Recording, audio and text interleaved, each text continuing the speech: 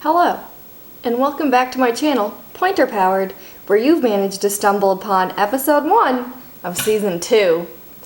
And I know what you're thinking right now, which is, first of all, this bitch takes 5 months off after gaining 53 subscribers and like 2,000 total views on 11 videos, and she thinks we're just gonna not question that she took 5 months off?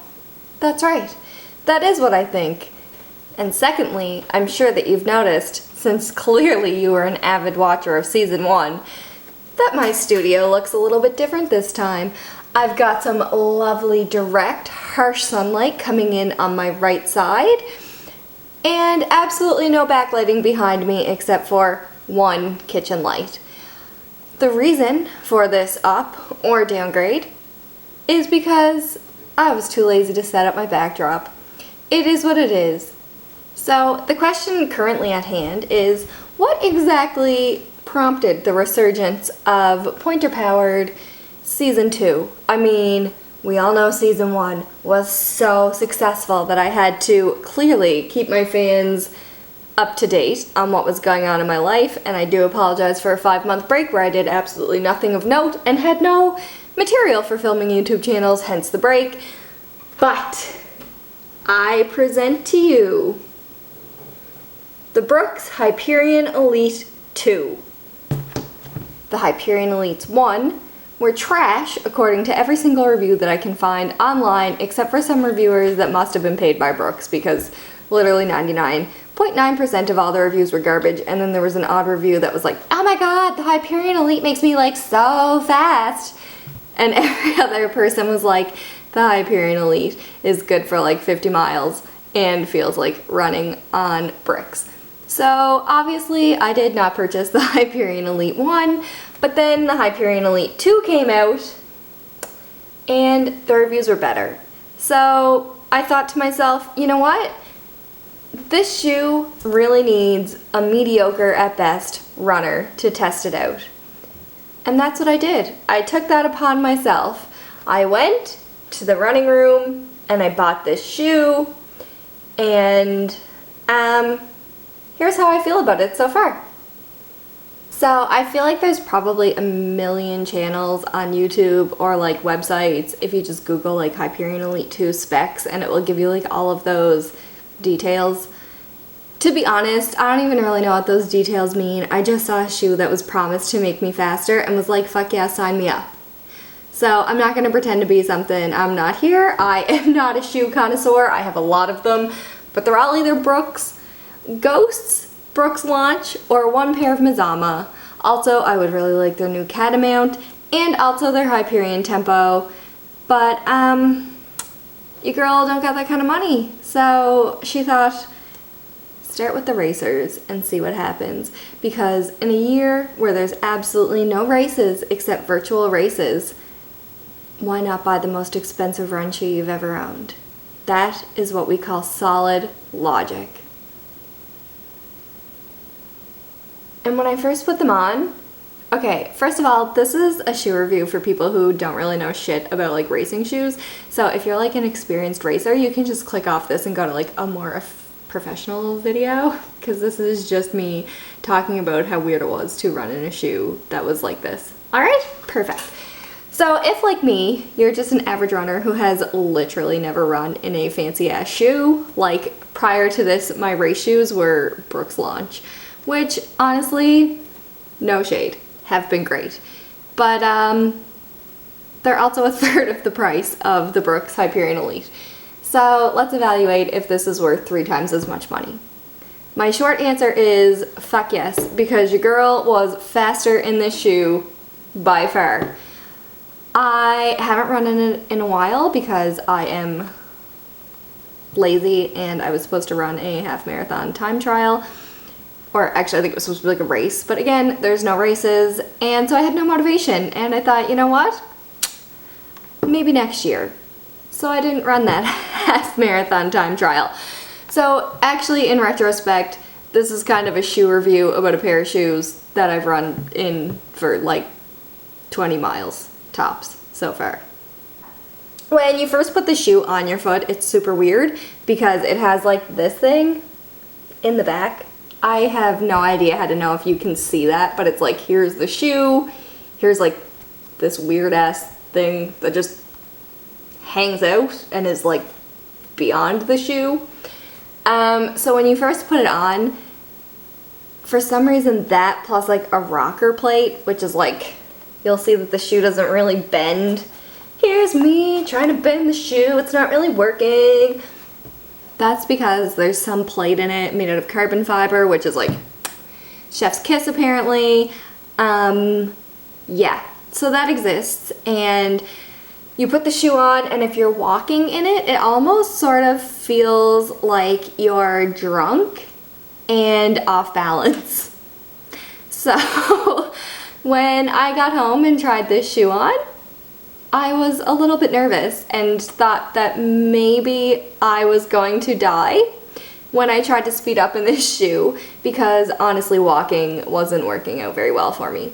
And to be totally just straight up honest, still now, if I put this shoe on, I feel like I'm gonna topple over backwards and just break an ankle. So if other people who have run in either this shoe or any other kind of racing shoe can just let me know if that's normal or if I'm just weird, that would be great. Because I was really nervous when I first put this shoe on and felt like an uncoordinated drunk man who had platform heels on.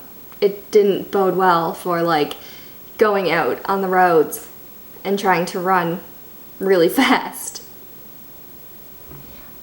On the positive side of things, the second I laced these up and went for a run, something magical happened. The shoe suddenly worked for me. I no longer felt like a drunk man in platform heels who was going to break an ankle, but instead I felt like a swift gazelle who could outrun any deer on my street at any time. If you don't know the deer story, I suggest you go watch it, because honestly, deer are fucking terrifying. So yeah, so I put this shoe on and I trotted out for 7K. It was a fast 7K. I did each kilometer slightly faster than the kilometer before it. It was hot as hell. I can't actually remember what I ran it in, but like, I'll post the stats of my run here if I can find them. So here are my stats of my run. I feel like that might be pretty average for a lot of people, especially people who do shoe reviews, because for some reason shoe companies only give shoes to people who are like super fast, and they're like, oh, I went out for my easy mile at a 7:30 mile pace, and I'm like, sir, that's lightning speed. That's literally lightning speed, but go off. So I go out for my 7K run, which probably still wasn't as fast as a 7:30 mile pace, and the whole time I feel majestic. I feel like there are wings beneath my feet and nothing could go wrong, and just everything is magical. Like 10 out of 10, 100%. Is this shoe worth it? Absolutely. $1,000,000%. No questions asked. Trillion, billion, just for that feeling. One thing that I will note as kind of like not necessarily a negative, but kind of like a really strange thing, was that when I was running in these, it like killed my calf muscles. And yes, I'm not a fast runner, but a 7K run shouldn't really hurt my calf muscles the way that this did. So I'm going to assume that it was the carbon fiber plate, because there's not give, like your foot kind of hits it and just rolls forward, which yes, I know is the point, but also puts like a weird strain on your calf muscles.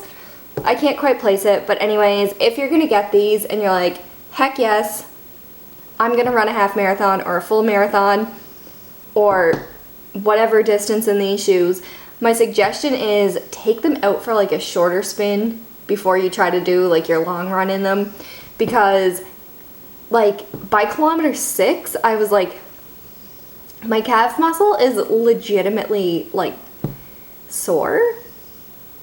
sore is the wrong word, but it was just like tired. My calf muscle was like tired. It felt like I had kept my calf muscle tight the whole 6K. I'm probably not explaining that very good, but anyways, that was my one downfall about this shoe. Other than that, I absolutely loved everything about it, namely being that it actually did what it advertised and made me faster. So shout out to Brooks for not false advertising. There's a shit ton of carbon fiber plated shoes on the market, and now there's like nylon plated shoes. I don't know, man. There's a ton. Brooks was the one I got because honestly I just only run in Brooks, so like why fix it if it ain't broken or something. There's not a whole lot of grip on the bottom of these. I think it's because they are made to be light, because apparently if your shoe is like 2 ounces lighter, you're faster or something. Not certain. But yeah, overall, I am a huge fan of these Brooks shoes. And it has been unseasonably warm in Cape Breton. Like, I'm talking yesterday, it was like 27 degrees and we ran on the beach with the dogs in shorts and tank tops. And we were warm. Like, normally I'd be in mittens and a run vest with a toque and waiting for winter to be over. Winter ain't even started and it's November 12th. This is unreal. So anyways, me reviewing this shoe has sparked me to put them on, go in town, and run a few K. So I'm gonna end this video now so I can go for my run while it's still super warm and I can run in shorts. Thanks for watching, guys. I pinky promise I won't make you wait 5 months before my next YouTube video.